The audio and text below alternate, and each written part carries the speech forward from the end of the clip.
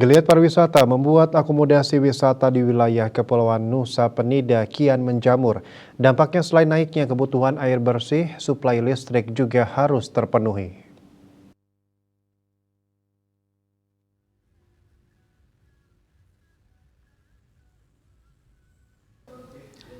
Sementara kebutuhan listrik untuk seluruh areal Nusa Penida hanya mengandalkan pembangkit listrik tenaga diesel.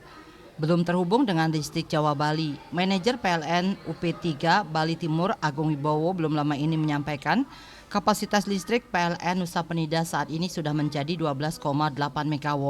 Untuk menangani naiknya kebutuhan listrik di Nusa Penida, PLN melalui anak perusahaannya yakni PT PLN Indonesia Power sudah merencanakan penambahan daya sebesar 5 MW. Ini diperkirakan suplai daya listrik aman sampai April 2024 dengan beban puncak diperkirakan mencapai 15 MW.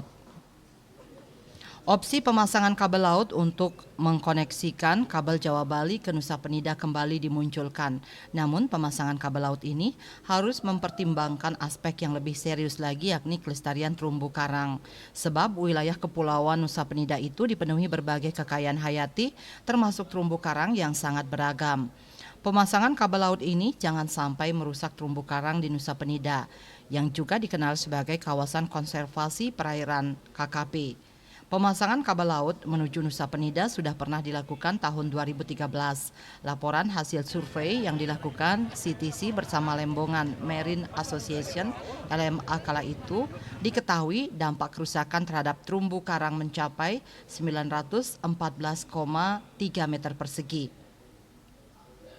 Angka ini mencakup area terumbu karang dampak cukup tinggi, yakni 727,4 meter persegi dan 186,9 meter persegi termasuk dampak rendah. Kemudian dampak dari jangkar kapal dihitung mencapai 2.960 meter persegi.